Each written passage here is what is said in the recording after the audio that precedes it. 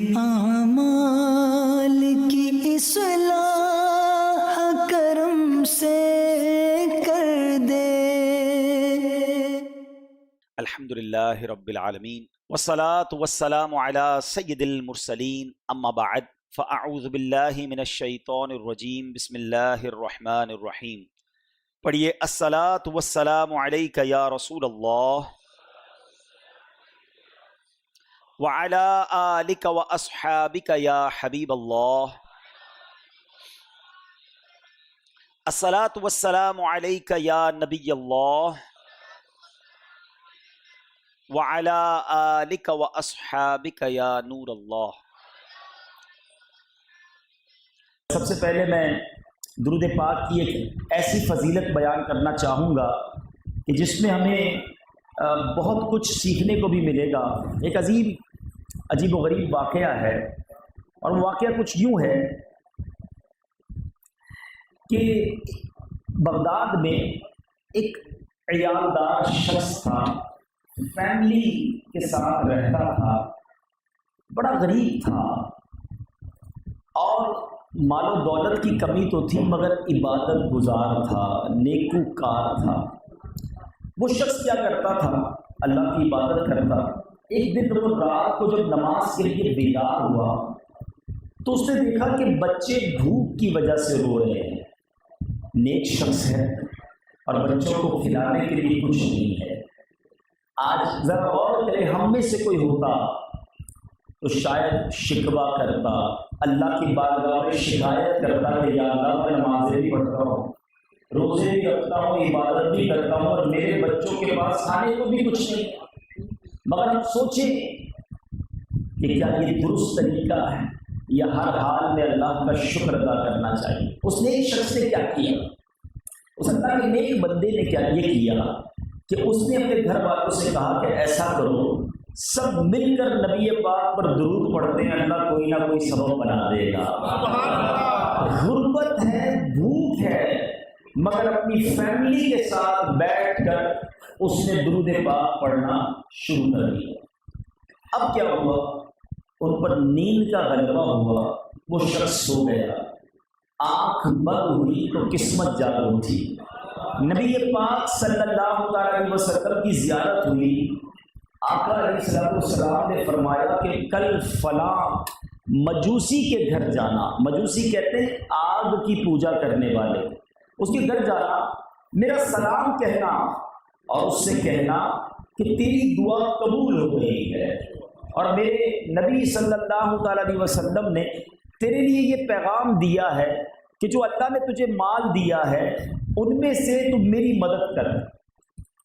وہ نیک شخص اٹھا اور سوچنے لگا کہ کیا نبی پاک کسی آتش پرست کے لیے، کسی غیر مسلم کے لیے مجھے پیغام دیں گے؟ وہ گھبرا گیا، سوچنے لگا کوئی غلطی لگی ہے، دوبارہ سو گیا۔ دوبارہ سویا تو سبحان اللہ، نبی پاک علیہ السلام کی پھر زیارت نصیب ہوئی۔ اچھا، یہ بات یاد رہے کہ خواب میں اگر کوئی شخص نبی پاک کو دیکھے تو اس نے نبی پاک کو ہی دیکھا ہے، وہ پھر شیطان ان کی شکل میں نہیں آ سکتا۔ بہرحال نبی پاک علیہ السلام نے دوبارہ فرمایا کہ میرا پیغام اسی مجوسی کے لیے ہے۔ اچھا، وہ جو شخص تھا آتش کی پوجا کرنے والا، وہ پورے شہر میں بڑا پاپولر بھی تھا، یہ بھی پہچانتا تھا اس کو، بڑا مالدار تھا، one of the richest man of that particular city, اس شہر کا امیر ترین آدمی بھی تھا۔ یہ بندہ اس کے گھر پہنچ گیا۔ جب اس کے گھر گیا تو وہ مجوسی کا بہت بڑا محل تھا اور کافی سارے اس کے ساتھ اس کے وزیر، اس کے چاہنے والے، اس کے نوکر چاکر تھے۔ یہ شخص وہاں گیا اور جا کر کہنے لگا کہ میں تمہارے لیے ایک پیغام لایا ہوں۔ تو اس نے کہا کہ بتائیے کیا پیغام ہے؟ اس نے کہا ہمارے آقا علیہ السلام نے، ہمارے نبی نے تجھے سلام کہا ہے۔ تو مجوسی کہتا ہے کہ تمہارے نبی کون ہیں؟ اس نے کہا ہمارے نبی جناب محمد مصطفیٰ صلی اللہ تعالی علیہ وسلم ہیں۔ تو وہ شخص کہتا ہے تمہیں معلوم نہیں، میں تو مجوسی ہوں، میں مسلمان ہی نہیں ہوں، تمہارے مسلمانوں کے نبی مجھے کیوں سلام کہیں گے؟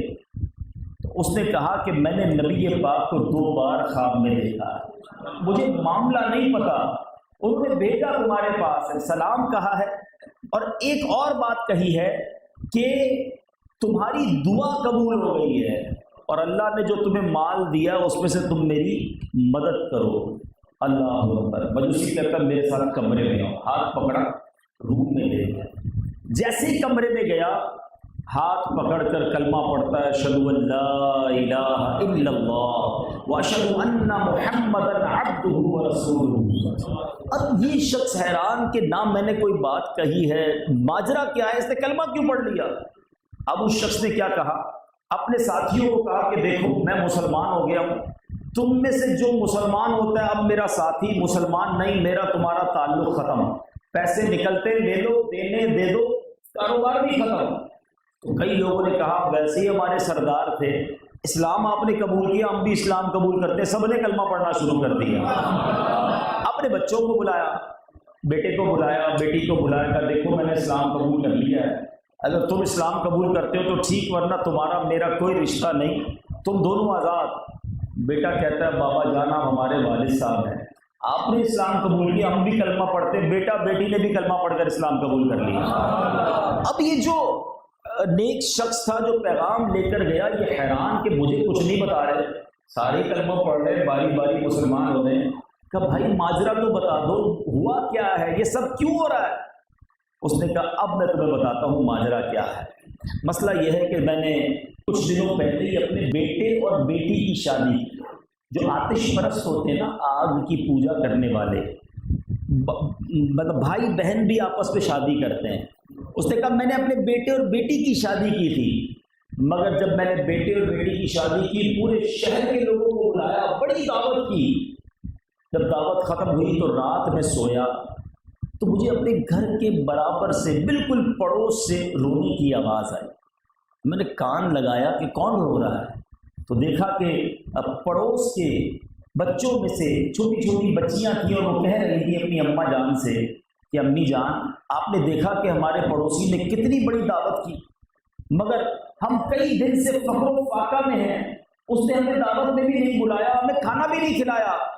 حالانکہ ہم امام حسن اور امام حسین کی اولاد میں سے ہیں, وہ سید زادے تھے. تو اب وہ جو شخص غیر مسلم تک کہتا ہے میرا دل پھٹنے لگا کہ میرے برابر میں مسلمانوں کے نبی کی آل کے لوگ بھوکے ہیں اور میں نے ہزاروں لوگوں کو کھانا کھلایا, میرے پڑوس سے نہیں پوچھا. اب کیا ہوا, اس نے بڑا کھانا تیار کیا, سوٹ بھی ڈالے, چیزیں بھی نکالی اور ان کے پاس پہنچا کہ یہ تم کھانا لو. تو وہ کہتی ہیں کہ ہم کیسے کھانا کھا سکتے ہیں, یہ تو مجوسی ہیں, مسلمان نہیں ہے. تو اب ان بچیوں نے ہاتھ اٹھا کر دعا کی کہ یا اللہ اس کو ایمان بھی عطا کر دے, اور یا اللہ اس مجوسی کو اے رب العالمین نبی پاک کی شفاعت بھی نصیب فرما, اور ہمارے نانا جان کے ساتھ جنت میں داخلہ بھی عطا فرما. وہ شخص کہتا ہے کھانا تو دے کر آ گیا تھا, ابھی تک مسلمان نہیں ہوا تھا, مجھے ابھی تک کوئی اشارہ نہیں ملا تھا, تم نبی پاک کا سلام لائے ہو اور بتا رہے ہو کہ آقا نے کہا ہے میری دعا قبول ہو گئی ہے, میرے بارے میں دعا قبول ہو گئی ہے, سنو کلمہ تو پڑھ دیا ہے, اب قیامت کا انتظار ہے کہ نبی پاک شفاعت کر کے جنت میں بھی ساتھ لے جائیں گے. کہتا ہے مدد کی بات کرتے ہو, میرے پاس اس لیے آئے ہو کہ تمہاری مدد کروں. سنو, جب میں نے اپنے بیٹے اور بیٹی کی شادی کی تھی, اب تو وہ تنہا ہو گئے, مسلمان ہو گئے, الگ ہو گئے ہیں, آدھی جائیداد میں نے ان کو دے دی تھی, مگر اب آدھی جائیداد جو میرے پاس ہے وہ تمہارے نام کرتا ہوں, اللہ کے نام پر تمہیں دیتا ہوں. سبحان اللہ. میرے پیچھے اسلامی بھائیوں ذرا غور کیجیے کہ یہ واقعہ کیا سکھاتا ہے. دو بڑی اہم باتیں ہیں جو میرے آج کا ٹاپک بھی ہے. پہلی بات, دکھ پریشانی زندگی کا حصہ, ٹھیک ہے, تو اب پریشانی آئے, دکھ آئے تو واویلا اور شکوہ نہ کریں, بلکہ درود پاک پڑھتے رہیں, کثرت سے درود پاک پڑھیں. شاعر کہتا ہے نا, دکھوں نے تم کو جو گھیرا ہو تو درود پڑھو, دکھوں نے تم کو جو گھیرا ہو تو درود پڑھو, جو حاضری کی تمنا ہو تو درود پڑھو. ہر درد کی دوا ہے صلی علی محمد, تعویذ ہر بلا ہے صلی علی محمد. آپ بیمار ہیں, درود پڑھیے, پریشان ہیں درود پڑھیے، بے روزگار ہیں درود پڑھیے، قرضے میں ڈوب گئے ہیں درود پڑھیے، کسی طرح کی پریشانی ہے درود پڑھیے۔ مسئلہ یہی تو ہے، ہم پریشان ہو کر واویلا کرتے ہیں، شکوہ کرتے ہیں، شکایات کرتے ہیں، اللہ کو ناراض بھی کرتے ہیں اور کہتے ہیں پتہ نہیں کیا قصور کر لیا ہے۔ کیا بے نمازی یہ کہہ سکتا ہے میں نے کیا قصور کیا ہے؟ سب سے بڑا پہلا فرض نماز چھوڑنے والا یہ کیسے کہہ سکتا ہے میں نے کیا قصور کیا ہے؟ ارے سب سے بڑا قصور کیا ہے کہ جو نماز نہیں پڑھتا اس سے بڑا نافرمان کون ہے؟ مگر آج ایسا لگتا ہے کہ نماز نہ پڑھنا ہمارے معاشرے میں کوئی برائی نہیں ہے۔ ہو سکتا ہے میری بات کو ایکسیپٹ نہ کریں، میں ایک مثال دیتا ہوں۔ اپنے بچوں کی جب ہم شادی کرنے کے لیے رشتہ لینے کے لیے کوشش کرتے ہیں تو ہم کسی لڑکے کی انکوائری آتی ہے تو ہم کیا پوچھتے ہیں؟ پہلا سوال کام کیا کرتا ہے، ٹھیک ہے، دکھتا کیسا ہے، خاندان کیسا ہے، اور چوتھا سوال کوئی بری عادت تو نہیں۔ نارملی یہ 4 سوال ہوتے ہیں۔ اچھا بری عادت میں ہمارے نزدیک بری عادت کون سی ہے؟ تو ہم پوچھتے بھائی شراب تو نہیں پیتا، جوا تو نہیں کھیلتا، نشہ تو نہیں کرتا، بس 3-4 سوال۔ کیوں نشہ بری چیز ہے؟ کہ لوگوں کے نزدیک نشئی بندہ ٹھیک نہیں ہوتا نا، جواری ہوگا تو سارے پیسے ہار جائے گا، بچی کو کیا کھلائے گا۔ یعنی ہمارے نزدیک جو لوگوں کے نزدیک برا ہے وہ برا ہے۔ کیا نماز نہ پڑھنا گناہ نہیں، جرم نہیں؟ کیا سود پر کام کرنا حرام نہیں؟ کیا حرام روزی کمانا غلط نہیں؟ کبھی سوچا ہم نے کہ ہم اپنی بچی کا رشتہ اس کے ساتھ کر رہے ہیں جو اللہ کو ناراض کر رہا ہے؟ حرام کمانے والے کے ہاتھ میں بچی کا رشتہ دے دیں گے، چلیں گے تو کوئی بات نہیں، سبھی کرتے ہیں، اللہ اکبر۔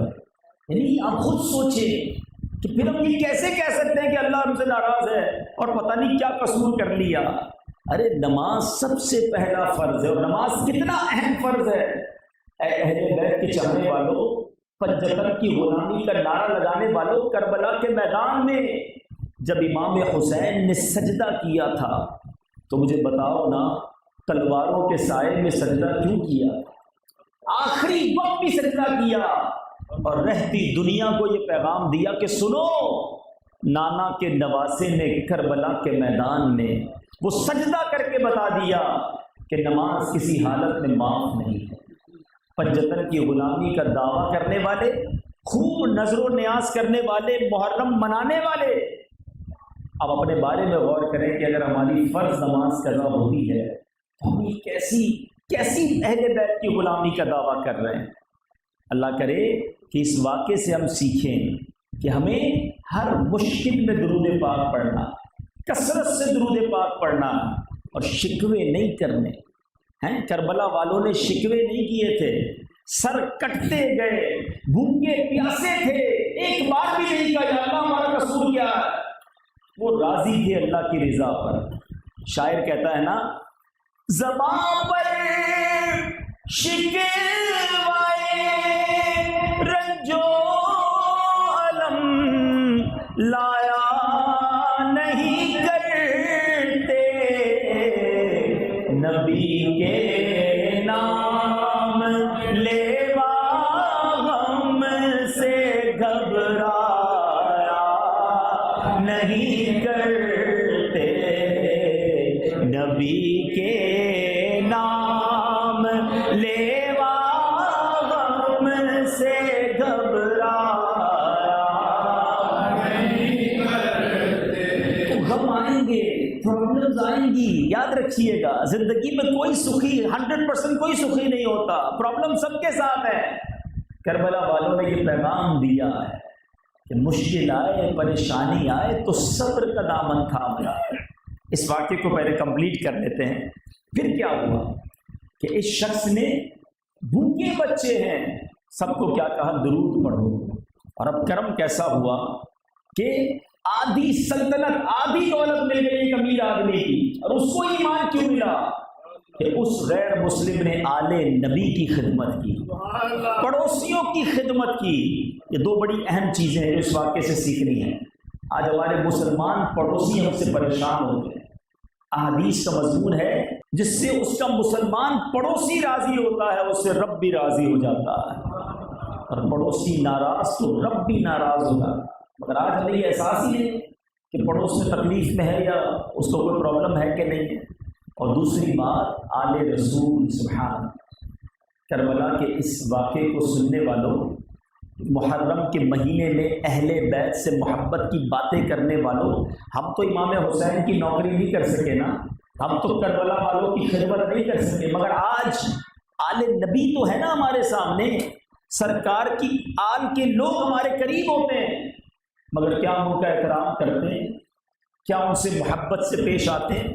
کیا ان کا ادب کرتے ہیں؟ ہمیشہ یاد رکھیں، ریسپیکٹ کریں، یہ نبی پاک کا خون ہے، نبی پاک کی اولاد ہے، با ادب با نصیب، بے ادب بد نصیب۔ نبی پاک سے محبت کا تقاضا یہ ہے کہ آل رسول سے محبت کی جائے۔ سبحان اللہ، بریلی کے تاجدار بتاتے ہیں نا کہ نبی پاک کی آل کا مرتبہ کیا ہے، وہ لکھتے ہیں تیری نسل پاک میں ہے بچہ بچہ نور کا، تیری نسل پاک میں ہے بچہ بچہ نور کا، تو ہے عین نور تیرا سب نور کا، تو ہے عین نور تیرا سب گھرانہ، آقا کا سارا گھرانہ نور کا ہے۔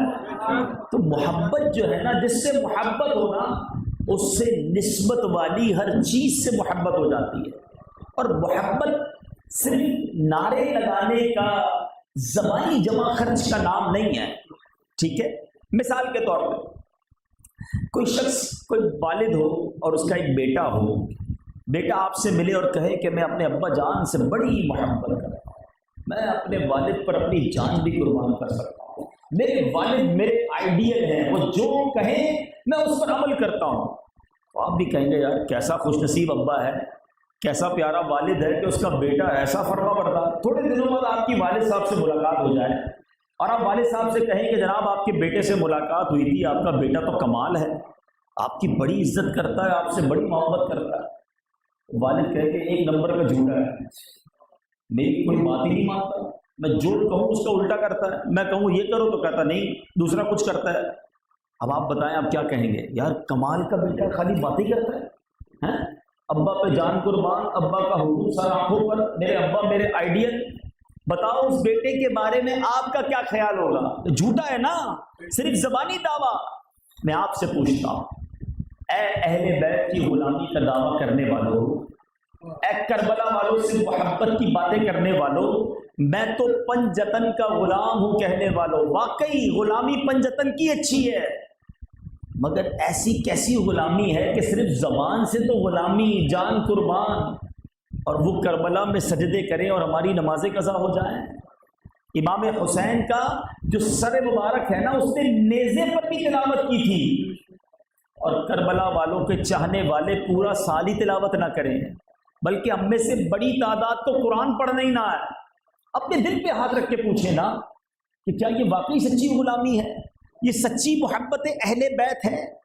اہل بیت نے کیا کیا تھا؟ امام حسین اگر یزید کے ہاتھ پر بیعت کر لیتے، بڑے پیسے ملتے، بڑا اقتدار ملتا، بڑا نام ہو جاتا، عزت و اکرام مل جاتا، آپ کو بھی ایک بہت بڑا حصہ دے دیا جاتا۔ آپ نے سر نہیں جھکایا، آپ نے سوچا کہ اگر آج یزید کے آگے سر جھک گیا، یہاں کمپرومائز کر لیا، تو اب ساری امت نے قیامت تک کمپرومائز کرنا ہے کہ جب نبی پاک کے نواسے باطل کے آگے اپنا سر جھکا سکتے ہیں تو ہم تو پھر گناہگار لوگ ہیں۔ سبحان اللہ، امام حسین نے باطل کے آگے سر نہ جھکا کر یہ ثابت کیا کہ سر کٹتا ہے تو کٹ جائے، مگر اپنے دین پر کوئی سودے بازی نہیں کرنی۔ سچ بتاؤ، آج مسلمان تھوڑے پیسوں کے لیے کیا دین کو بیچ نہیں رہا؟ اپنے ایمان سے سودا نہیں کر رہا ہے؟ تھوڑے یورو نظر آتے ہیں تو شراب بیچنے لگ جاتا ہے، تھوڑے پیسے نظر آتے ہیں تو خنزیر کے گوشت کی دکان پہ کام پہ لگ جاتا ہے، تھوڑا پاسپورٹ مشکل ہو جاتا ہے اور پھر کوئی کہتا ہے جناب معاذ اللہ اپنے فارم کے اندر مسلمان کے کھانے میں کچھ اور لکھ دو تو تمہیں ویزا جلدی مل جائے گا، ڈاکیومنٹ جلدی بن جائیں گے۔ تو یہ نہیں سوچتا کہ ایمان برباد ہو گیا تو کدھر جاؤں گا، وہ کمپرومائز کر رہا ہے۔ سوچئے نا یہ کیسی محبت ہے کربلا والوں سے کہ آج تھوڑے پیسوں کے لیے، تھوڑی دنیا کی لالچ کے لیے ہم کمپرومائز کر جاتے ہیں۔ قیامت کے دن کربلا والوں کو کیا منہ دکھائیں گے، کیسے ان کا سامنا کریں گے؟ اگر امام حسین نے مجھ سے اور آپ سے پوچھ لیا کہ ہم نے تو نانا کے دین کے لیے سب کچھ قربان کیا، تم کیا کر کے آئے ہو، کو جواب ہے۔ مزہ یہ ہے کہ یہ اس بار عاشورے کا دن میری اور آپ کی زندگی میں ٹرننگ پوائنٹ بن جائے، میری اور آپ کی زندگی میں تبدیلی والا دن بن جائے۔ لوگ ہم سے کہیں یار تمہیں کیا ہو گیا، تم تو 5 وقت کے نمازی بن گئے۔ ارے بھائی آپ جھوٹ نہیں بولتے، پہلے آپ کبھی کبھی جھوٹ بھی بولتے تھے۔ ارے آپ کو جو حرام کام کرتے تھے آپ نے وہ چھوڑ دیا، آپ کو کیا ہو گیا ایسا، آپ تو ماشاءاللہ نیک قرآن پاک پڑھنے والے بن گئے۔ تو آپ اس کو جواب دیں کہ میں پنجتن کا غلام ہوں، عاشورے کا دن آیا، میں نے سارے گناہوں سے توبہ کر لی ہے، میں 5 وقت کا نمازی بن گیا ہوں، میں قرآن پڑھنے والا بن گیا ہوں۔ مجھے یہ بات سمجھ میں آ گئی ہے کہ حسینی طریقہ یہ ہے کہ قرآن، نماز، صبر اور لالچ سے بچا جائے اور قرآن اور نماز کو تھام لیا جائے۔ اور مجھے پتا چل گیا ہے کہ یزیدی طریقہ ناچ گانوں والا، شراب والا، حرام والا ہے، میں نے وہ کام نہیں کرنا۔ مجھے بتائیں نا، بظاہر دیکھیں عددی طور پر، اسٹیٹسٹکس کے طور پر تو ایسا محسوس ہوتا ہے کہ کربلا والے تو ہار گئے، یزید والے جیت گئے، سارے ہی تو شہید ہو گئے، ایک امام زین العابدین تو واپس گئے تھے نا۔ مگر سچ بتاؤ اصلی جیت کس کی ہوئی ہے؟ سب قربان ہونے کے باوجود بھی مجھے بتائیں کہ دنیا میں کتنے لوگ ہیں جو یہ کہیں کہ ہم یزید کی اولاد سے ہیں؟ 22,000 کا لشکر واپس گیا، بتاؤ کہاں ہے یزید کا نام؟ کون ہے اس کا چاہنے والا؟ کون ہے جو کہے میں اس کی اولاد سے ہوں؟ اکیلے امام زین العابدین واپس گئے ہیں، مگر آج دنیا کے کونے کونے میں حسنی حسینی سید ہمیں ملتے ہیں۔ اللہ نے کیسی آل میں برکت ڈال دی ہے۔ اس یزید اور اس کے گروہ نے دنیا میں حکومت کرنے کے لیے جنگ لڑی تھی، اقتدار کی لالچ میں لڑی تھی۔ کہاں ہے وہ اقتدار؟ آپ کو پتہ ہے 3 سال کے بعد یزید کو کس بے دردی اور بے سر و سامانی میں موت آئی ہے؟ 3 سال اسے موقع ملا، 39 سال کی عمر میں وہ ایک ویرانے میں مردہ پڑا تھا۔ کہاں گئی اس کا وہ زور، کدھر گیا وہ لالچ؟ تو پتہ یہ چلا کہ لالچ کا انجام برا ہے۔ جو پیسوں کے لیے جیتے ہیں نا، ایمان بیچتے ہیں، عقیدہ بیچتے ہیں، یا چلتا ہے بھائی سب نہیں ہو سکے گا، یا کچھ نہ کچھ کرنا پڑے گا، اور کچھ نہ کچھ کرنے کے چکر میں اپنے دین و ایمان کا سودا کر دیتے ہیں۔ مرنے کے بعد کیا منہ دکھاؤ گے؟ مرنا ہم سب نے ہے۔ خدا را میرے پیچھے اسلامی بھائی، آج ایک نیت کر کے اٹھنا ہے کہ اب زندگی حسینی طریقے پر گزارنی ہے یا زندگی یزیدی طریقے پر گزارنی ہے۔ اگر حسینی طریقے پر گزارنی ہے تو میں بتاتا ہوں حسینی طریقہ کیا ہے۔ جب عاشورے کی رات تھی، اس رات کیا ہوا تھا مجھے بتائیے نا۔ 2 کیمپس تھے نا، ایک حسینی کیمپ تھا، ایک یزیدی کیمپ تھا۔ ادھر خیموں میں 72 نفوس تھے اور وہاں 22,000 لوگ تھے۔ یہ کیا کر رہے تھے اور وہ کیا کر رہے تھے؟ شب عاشور اس خیمے میں تلاوت تھی، دعائیں تھیں، نمازیں تھیں، التجائیں تھیں، اللہ کی بارگاہ میں گریہ وزاری تھی۔ اور یزیدی کیمپ میں کیا تھا؟ ادھر ناچ گانے تھے، رنگ رلیاں تھیں، شراب تھی، رقص و سرور تھا۔ اب اتنے سارے لوگ بیٹھے، نوجوان بھی بیٹھے، خود پوچھ لو اپنے آپ سے ہماری راتیں کیسے گزر رہی ہیں؟ حسینی طریقے پر، یزیدی طریقے پر ہیں؟ حالانکہ جب ہم سوتے ہیں نا، یاد رکھو یہ بڑا ٹپیکل ٹائم ہوتا ہے۔ انسان جب آنکھ بند ہوتی ہے نا، ہمیں پتہ نہیں ہوتا ہمارے آس پاس کیا ہو رہا ہوتا ہے۔ علماء فرماتے ہیں یہ ایک قسم کی موت ہے جو روزانہ مجھ پر اور آپ پر طاری کی جاتی، گویا ایک موت کا ٹریلر، ایک موت کی جھلک دکھائی جاتی ہے۔ روزانہ ہم موت کے قریب جاتے ہیں اور ادھر سے واپس آتے ہیں۔ جب آپ سوئے ہوئے ہوتے ہیں آپ کو پتہ ہے کون آیا، کون گیا، کیا باتیں ہوئیں، کچھ بھی نہیں پتا ہوتا۔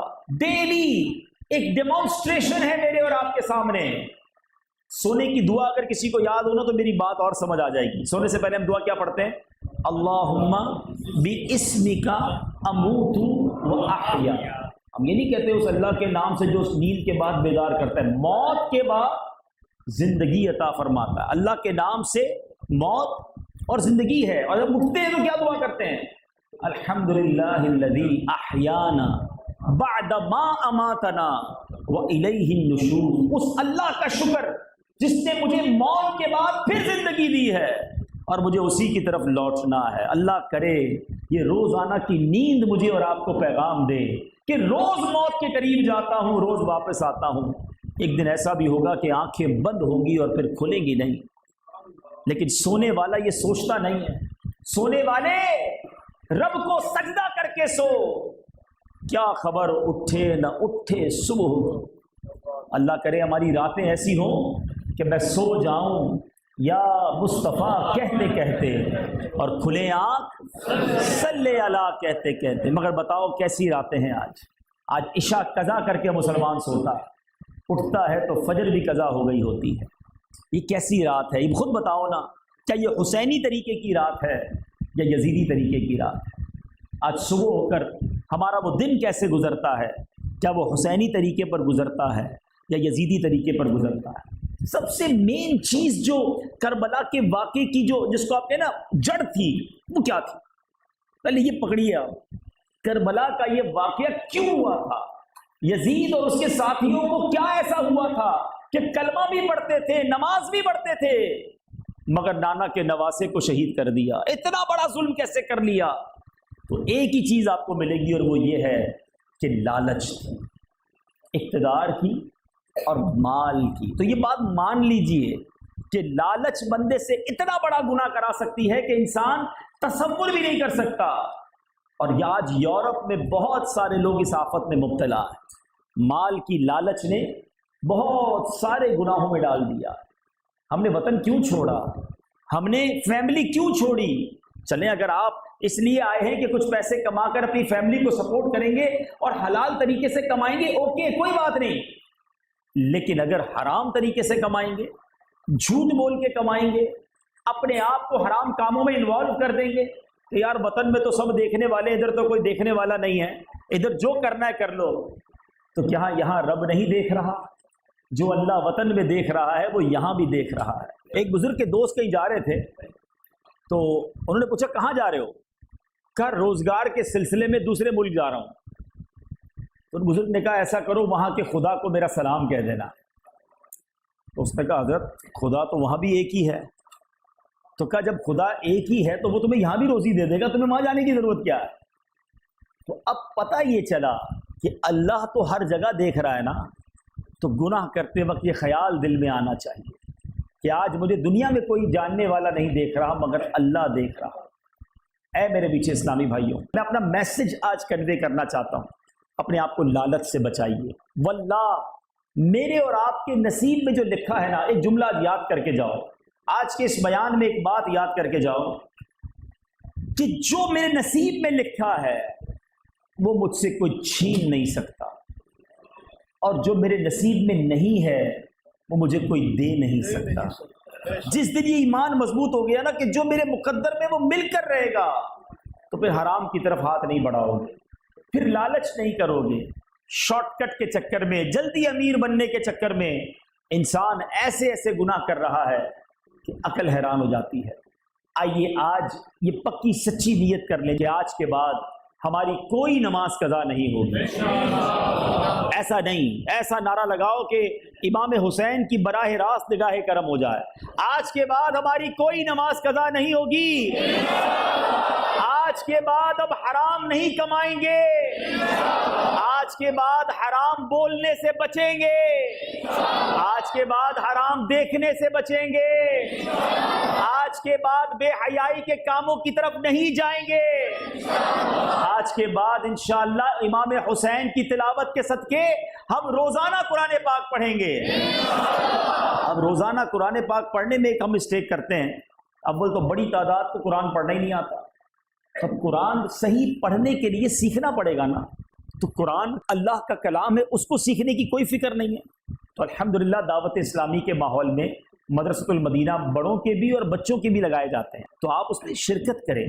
آن لائن قرآن پڑھایا جاتا ہے. قرآن teacher.net ہماری ویب سائٹ ہے اور بہت بڑی تعداد میں لوگ پڑھتے ہیں آن لائن ماشاءاللہ. اپنے بیان کو اختتام کرتا ہوں سیدی اعلیٰ حضرت کے اس شعر سے، اور اعلیٰ حضرت نے کمال کا عقیدہ ہمارا بیان کر دیا. اصل میں ایک عجیب معاملہ ہے، کچھ لوگ اہل بیت کی بات کرتے ہیں تو صحابہ کی بات نہیں کرتے، کچھ صحابہ کی بات کرتے ہیں اہل بیت کی بات نہیں کرتے.